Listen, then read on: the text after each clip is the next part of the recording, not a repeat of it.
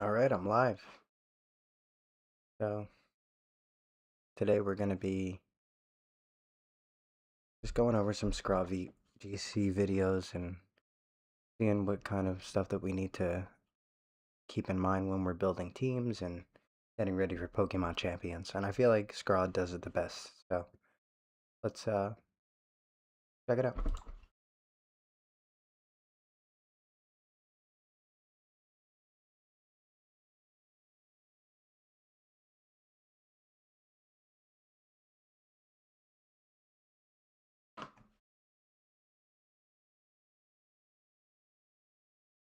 Just gotta pull the video up really quick.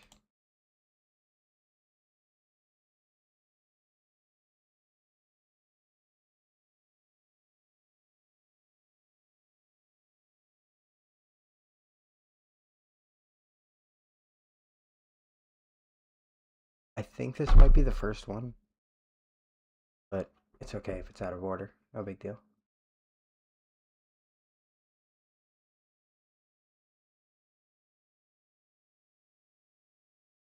Lately, I've had a lot of people tell me that they follow VGC by watching people like me, Wolf, or Marcos, or by watching official events, that they're waiting for Pokemon Champions launch to really dive into the game themselves. If you're one of those people, and by the looks of a poll I recently did on my community page, a good chunk of you are, this video is for you. Pokemon Champions release date hasn't been announced yet, at least not at the time of writing this video. But with Pokemon Day coming up at the end of February, I'm confident we'll have a launch date soon. So I say, why wait until the game is actually live to start studying up to be one of the very best? Pokemon games come and go, but at the end of the day, there's lots of skills and lots of knowledge that'll help you in your journey to the top, whether you're battling in the Ultra Series back to Generation 6, or if you're fighting for your spot in San Francisco this coming August. That's what we're going to be talking about today. I've broken down lots of tips, tricks, and just general resources so you can get a head start going into Pokemon Champions. If you want more guides for newer players going into Pokemon Champions on the channel, be sure to like this video, leave a comment on what you'd like me to cover next, and subscribe. With all that out of the way, Thanks, bro. let's break it down. Our first section here is on resources, useful apps or websites for helping you understand the nitty-gritty aspects of the game. One of the most important things, especially when preparing for a high-end VGC tournament, is making sure you know your calcs. In case you don't know, calc is short for calculations. Pokemon might be a funny magic animal game on the surface, but under the surface is just lots and lots and lots of math. Personally, I am not good at math, but even if I was, no one on Earth is doing the Pokemon damage formula in their head every time they need to know what's going to happen in a turn. There are calculators online that allow you to punch in basically any modifier available between two Pokemon and tell you the damage outcome. They even factor in effects that happen between turns, like leftovers or grassy terrain healing. This is great going to tool be for so helping useful you know for how to us. train your Pokemon, and what you should suspect will happen when your Pokemon attack.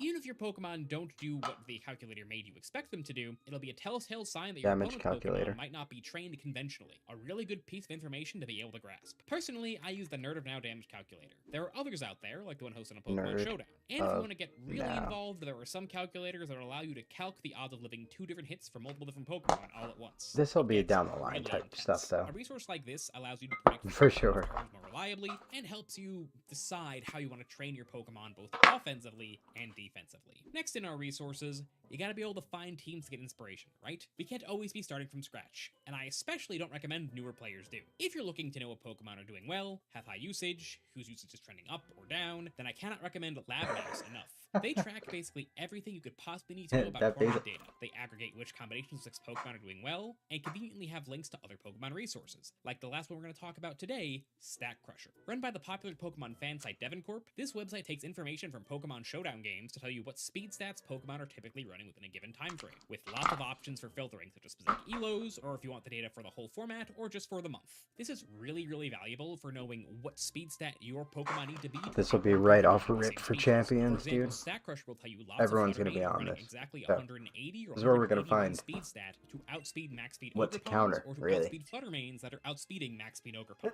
It gets a little complicated. There are a million other resources around the wonderful VGC community has given their time to make. If there's one you want folks to know about, drop it down below. Like I said, there's millions of them, and I just don't have time to cover all of them. Next up, let's talk about mechanics. There are a lot of mechanics in double battles that don't quite work the same way as they do in single battles, just don't come up in single battles, or are just important to know in competitive battles that are easy to miss if you're only playing casually, or have only experienced double battles through the Blueberry Academy DLC. So let's go through them. First, the one that I would imagine most people are aware of, spread reduction. If a move is going to hit more than one Pokemon, like Make It Rain or Heat Wave, it does 75% of its usual damage. So, if a Make It Rain is hitting one target, it's a 120 base power move against that target. If it's hitting 2 Pokemon, it's basically a 90 base power move against each of them, with modifiers included and stuff, of course. Keep in mind, as long as there is more than one target, Yeah, spread we reduction will still experienced take this effect, yesterday. even if the move misses one target or if one of the Pokemon uses Make It Protect. Rain So, in to get singles 120 is base freaking power Make It Rain insanely in a OP. double battle, there needs to be only one Pokemon on your opponent's side of the field when the move goes off. Similarly, but frustratingly not quite the same as spread reduction, is screen reduction. The moves Light Screen and Reflect, often referred to as screens, in a single battle, have the damage of special and physical moves respectively, but in a double battle, they reduce the damage by 1/3 instead. Unlike spread reduction, this is always the case if the battle starts off as a double battle, no matter how many Pokemon are actually being protected by the screen. This mechanic works the same for Aurora Veil, which is essentially a Reflect Light Screen combo pack that can only be used when the snow weather condition is up. The next one isn't quite a double battle mechanic, but it's simply much less likely to come up in a single battle than in a double battle. It's called Dynamic Speed. Basically, prior to Generation 8, if something occurred in the middle of a turn that would alter Pokemon's speed stat, it wouldn't be factored in until the next turn. Speed order was only checked once, at the start of a turn. In single battles, this basically never mattered, because usually it will take a Pokemon's action to alter the speed stat, so it'll have already moved. But in a double battle, this is a huge deal.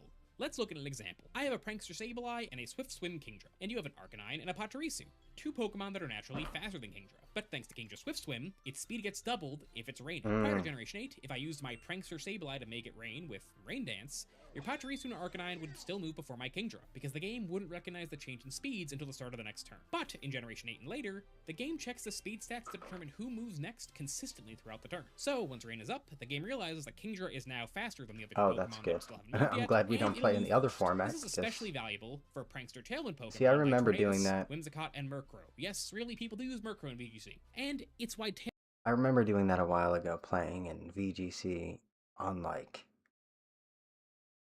I don't remember which game it was, but it was on DS and it was really insane. But yeah, now thankfully we have these buffs. I mean, does it make it harder? Does it make it easier? I don't know.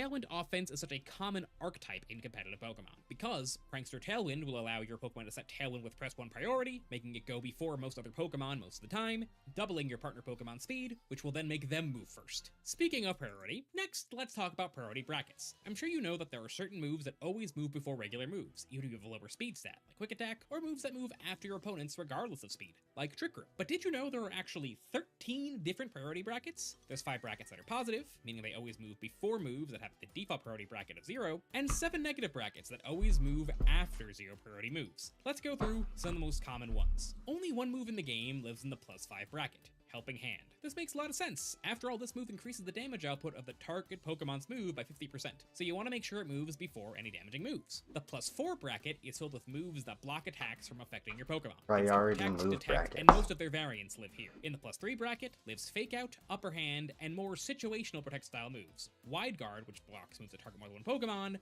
and Quick Attack, which only blocks priority moves. As a quick aside, Fake Out and Wide Guard being in the same priority bracket is extremely relevant, because while you cannot use Fake Out to stop a Pokemon from using Protect, it'll always go first, you can use Fake Out to stop a Pokemon from using Wide Guard, if your Fake Out Pokemon is faster than the Wide Guard Pokemon. If 2 moves to the same priority bracket, which Pokemon moves first between the 2 is once again determined by the speed stat. I'm not going to go through literally every move's priority, that would take a while. So I'm just going to show you guys the Generation 9 priority bracket table for Bulbapedia, and point out a few last things. The moves Extreme Speed, Feint, and First Impression are all damaging moves on the same priority bracket as the 2 moves that force opponents to target the user, Follow Me and Rage Powder. So, if an opponent's Extreme Speed user with Extreme Speed guys, I'm going to go through literally every move's priority. That's pretty crazy.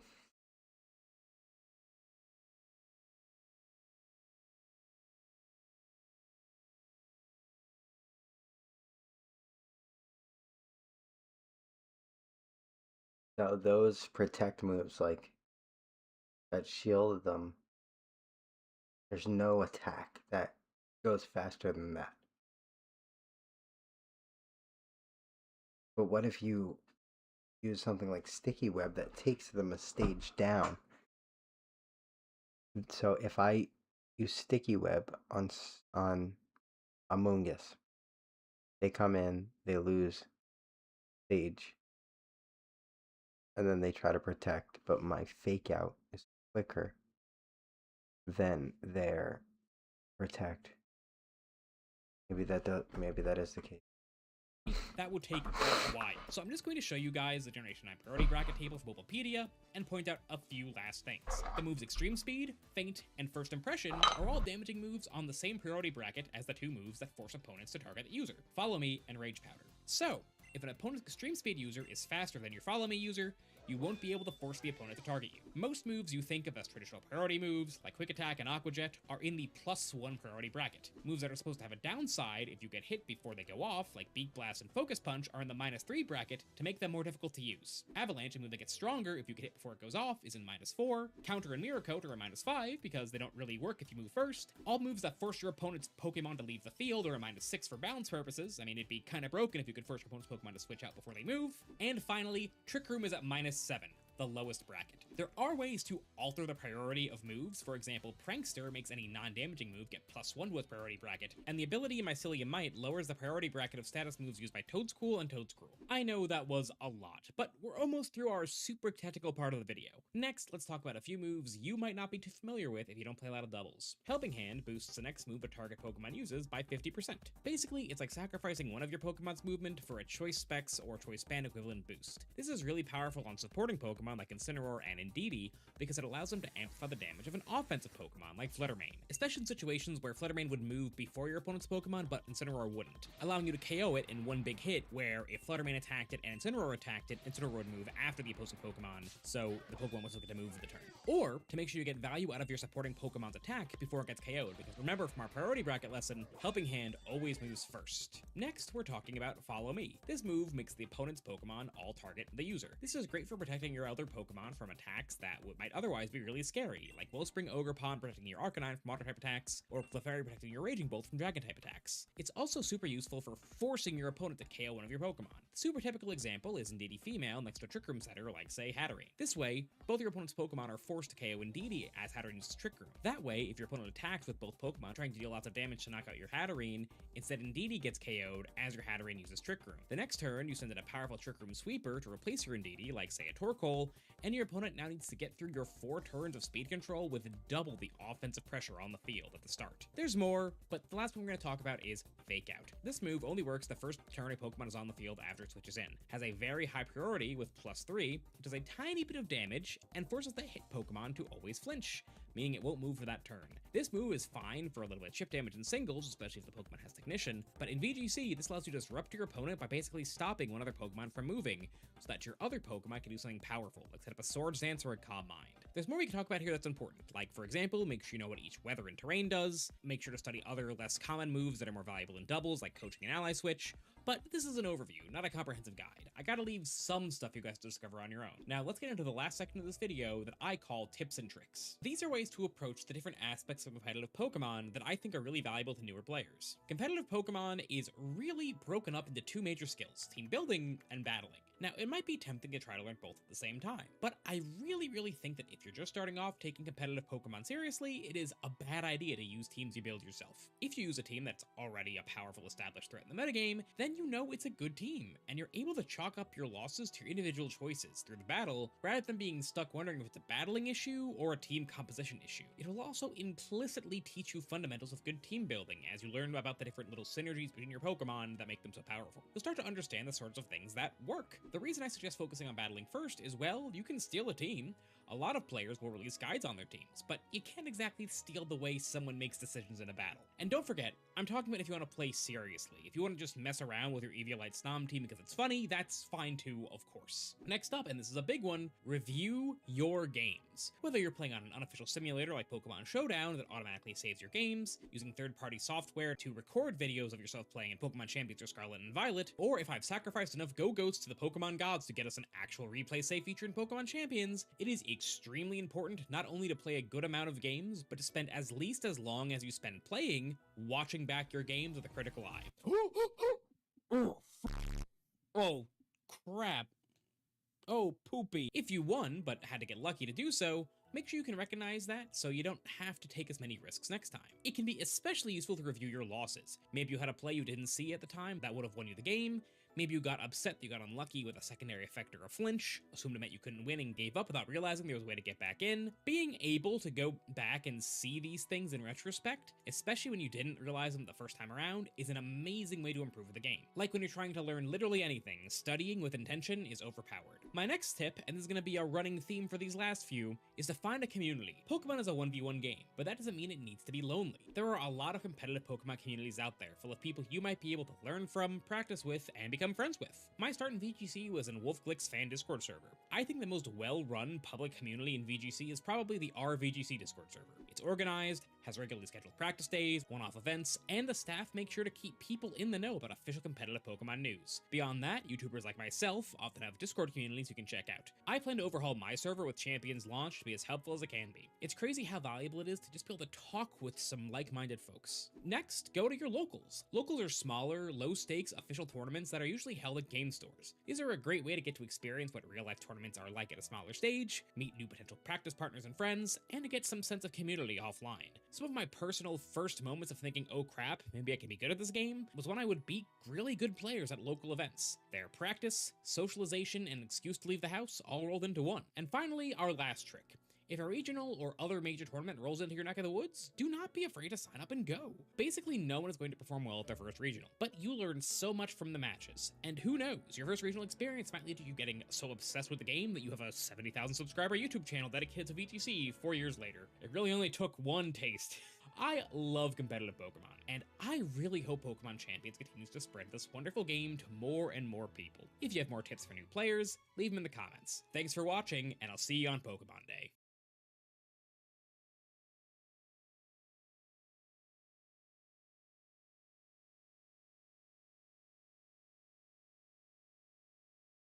Often, I'll get comments on my videos asking me to help people build teams with their favorite Pokemon. Stuff like Vikavolt, Snom, and Drizzile. And frankly, I'm never going to tell you how to build with those exact Pokemon, because you're not going to like the answer. But what I will do is teach you the basic fundamentals of competitive Pokemon team building. And what better time could there be to do so than right now? So you can hit the ground running trying to break the metagame, win with your favorites, or discover your new favorite way to play Pokemon right when Pokemon Champions launches. Now, we really have no idea what and how many Pokemon will be available at the start of Pokemon Champions, so this video is going to be focusing on fundamentals, core team building principles that are agnostic to what Pokemon are allowed.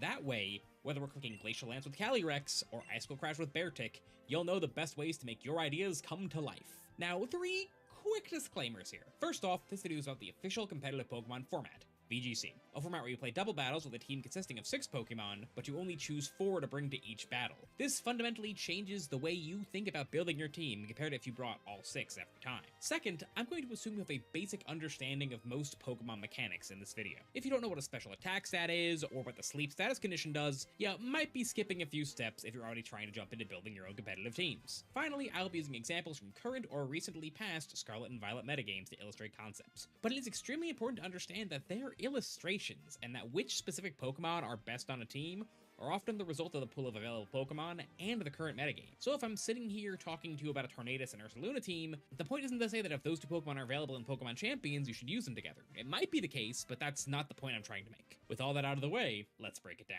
Let's start with the most fundamental part of team building, defensive synergy. Anyone who's played Pokemon in even the most casual sense is aware of how important type matchups are. And that's true here too. If all your Pokemon are weak to the same type, you're gonna have a really hard time executing your game plan. So what is the best way to make sure your team has a strong defensive backbone? The most basic way to do this is to make use of something called a core. Generally, when someone talks about a defensive core in Pokemon, they mean a group of 3 to 4 Pokemon that have good type synergy defensively. The most common core is the Fire, Water, Grass core, usually consisting of a Fire type like Arcanine or Incineroar, Grass type like Rillaboom or Amoonguss, and Water type like Urshifu or Palafin. If you're trying to remove my Incineroar with a Water or a Ground type move, I have the option to switch my Incineroar out for my Rillaboom, whose Grass typing would allow me to take either of those hits really well. The same goes for Fire type moves meant for my Rillaboom, or Grass type moves meant for my Urshifu. The 3 cover each other really well. Often the best versions of these Fire, Water, Grass cores will have Pokemon on them that reward you for switching repeatedly, so that you're still advancing your own game plan while making these defensive switches. For example, Incineroar and Arcanine both have Intimidate, which weaken your opponent's Pokemon whenever you switch in, and Amoonguss has Regenerator, so it heals itself by switching off the field.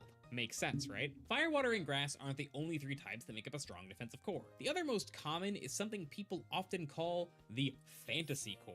the core of a Steel type, Dragon type, and Fairy type because they all switch in for each other well. When you're building a defensive core, you need to remember that the Pokemon on it need to be built to take a hit. For example, if I took a common defensive core and swapped out the Incineroar for a Chi-Yu, Pokemon that has the exact same typing, I might find that as I switch it in over and over, like my Incineroar, my poor little Goldfish is going down to resisted and neutral hits that my Incineroar would have been able to tank over and over and over again. So far, we've been talking about defensive synergy purely in the form of type matchups, but two Pokemon may have synergy with each other defensively even if their typing doesn't line up super well in a vacuum. For example, take Chin-Pao and Ogerpon Wellspring. These two Pokemon don't have great type synergy. In fact, their resistances barely cover each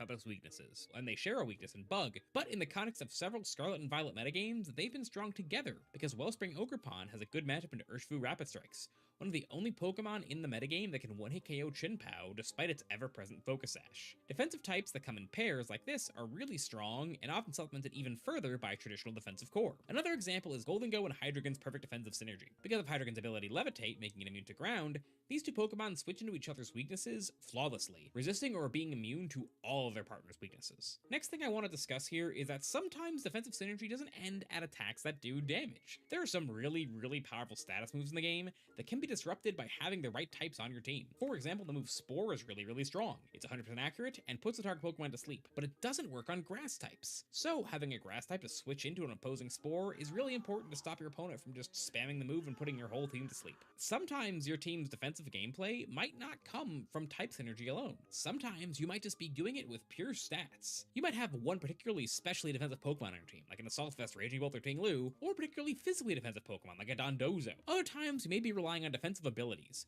For example, I briefly mentioned Intimidate Incineroar earlier. This ability lowers the opposing Pokemon's attack by one stage. By reducing the amount of damage your opponent's Pokemon is capable of dealing, you may be able to tank an attack that would otherwise one-hit KO your Pokemon, and deal huge damage back. Intimidate in particular is really powerful in conjunction with a robust defensive core, because you want to be switching out over and over again to get more value out of your Intimidate Pokemon. There's a lot of these abilities, and learning all the ins and outs of when they'll be valuable is really important for learning how to construct a well-rounded team. There's also a bunch of held items you can give your Pokemon to increase their survivability. Stuff like Focus Sash that makes your Pokemon always live one hit from full HP, Citrus Berry or Leftovers to heal at different conditions, or items like Yachi Berry that basically negate one of your weaknesses for one turn. We'll talk more about item economy and how to choose your items later in this video, whether they be offensive or defensive.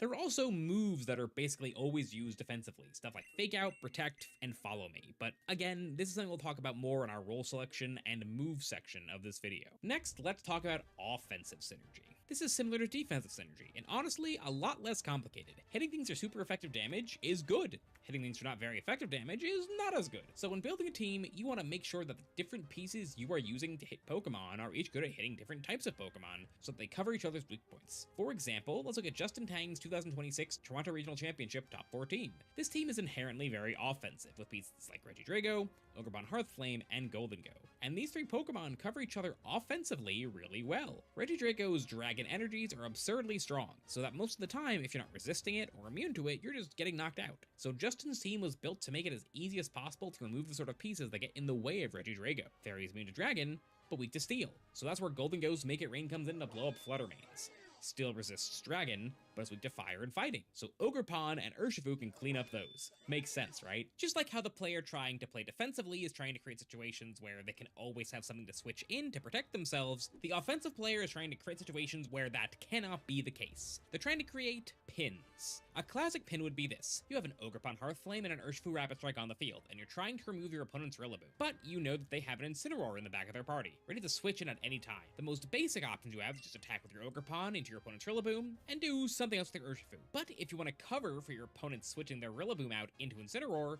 then you would target your Ogerpon's Ivy Cudgel and your Urshifu Surging Strikes into your opponent's Rillaboom. This is what we call a pin. No matter what your opponent does with that slot, the Pokemon in it at the end of the turn will be taken out, either Rillaboom with a Fire Ivy Cudgel, or an Incineroar by the Water-type Surging Strikes. Powerful offensive teams will be constructed to be able to effortlessly create situations like this one. Now, we've already covered a lot here, but we have a lot more to talk about. Competitive Pokemon isn't just type matchups. If you've liked this video so far, make sure to like, subscribe, hype the video, and maybe even become a member. Next, let's talk about speed control. Going first in Pokemon is extremely powerful. If you're able to move before your opponent, there's a chance you may be able to disrupt their plans or even just knock them out before they move, which is obviously very, very strong. There's a few ways to guarantee you're going to go first. The first and most obvious one is to use Pokemon that have a high base speed stat like Regieleki, Iron Bundle, or Fluttermane, but of course, it's not as simple as just using lots of naturally fast Pokemon. There's a lot of other ways to make your Pokemon go first. A very common way is to use Tailwind. This move doubles Pokemon on your side of the field's speed for 4 turns. A strategy built around this move will want to design their team to be able to remove most of the opponent's threats in those 4 turns, so they'll be able to clean up whatever's left when their speed advantage is gone. Or they may try to have a way to get off multiple Tailwinds in a longer game, or take advantage of another way of maintaining speed control to supplement their Tailwind.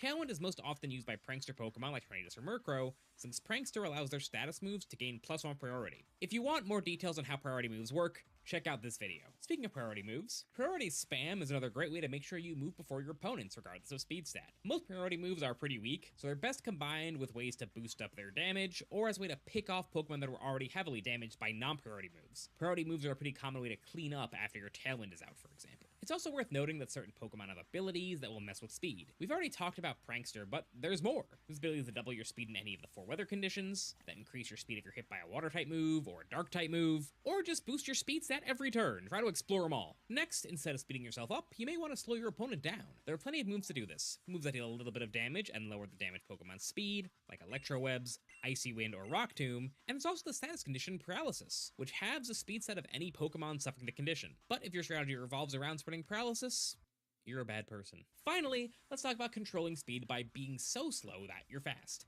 I'm talking about Trick Room. This move reverses speed order, slow Pokemon first, fast Pokemon last. This form of speed control often requires you to build a significant portion of your entire team around it, but it can be extremely powerful, because slow Pokemon worth using often have those stats somewhere else valuable instead of their speed. They're probably super bulky, or hitting super hard, or both. Okay, so we're getting somewhere now. We understand that we want a team that has a good mix of types both offensively and defensively, and that we want to try to ensure that our Pokemon move before our opponents as often as possible. Next, let's talk about tech moves. Often a Pokemon will have a pretty close to default moveset in VGC. For example, the Pokemon Incineroar will usually want Flare Blitz, Knockoff, Parting Shot, and Fake Out. But it's important to know when to adjust from there. For example, Paul Chua got second at the Toronto Regional Championships with an Incineroar with a quote normal moveset, but his team was really weak to Amoonguss, as his finals match against Carey showed. So at EUIC a month later, he swapped his Incineroar's Flare Blitz for Taunt, beating more Amoongusses and leading to him winning the whole tournament. Little tech move choices like that can matter a lot. I could try to explain every possible scenario you could want to use a tech move, but that would be a much longer,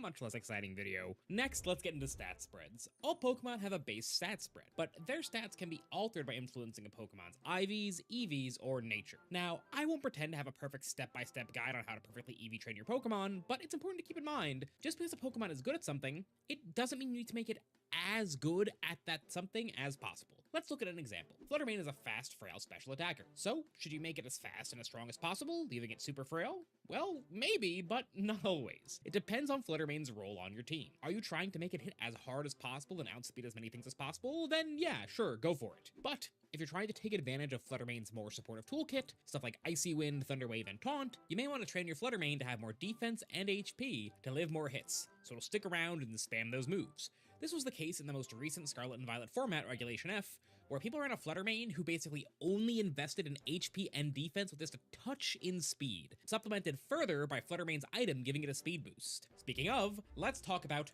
items. In competitive Pokemon, you're not allowed to repeat held items on your team. You can't have 2 Pokemon holding the Focus Sash, for example. So it's important to make sure you're giving your Pokemon the right item. Now, kind of like movesets, there's often a default correct option in a vacuum, and other options that may make more sense depending on what is going on in the wider metagame and what's threatening for your specific team. Let's look at an Urshifu Rapid Strike. If you told me I had to use this Pokemon, but I wasn't allowed to know any of the context of the other legal Pokemon in the format I was playing, I'd give Urshifu the Focus Sash item, which allows it to live any one hit, no matter how powerful. This item is great for making sure a relatively strong, relatively quick Pokemon like Urshifu can get a lot done before going down. But Pokemon simply don't exist in a vacuum. Sure, Focus Sash might be the right item item for the Urshifu on your team, but if another player's team struggles with Chenpao, for example, they might want to give their Urshifu the Mystic Water item so that Surging Strikes can one-hit KO the Ice Cat through Focus Sash. Another player may have a team that struggles with Amoonguss, so they give their Urshifu the Safety Goggles item so it can ignore Amoonguss's Rage Powder and Spore. Another still may be struggling into Pokemon that are naturally outspeeding Urshifu, but Urshifu could threaten to one-hit KO in the right setup, like Fluttermane. So that player gives their Urshifu a Choice Scarf to increase its speed.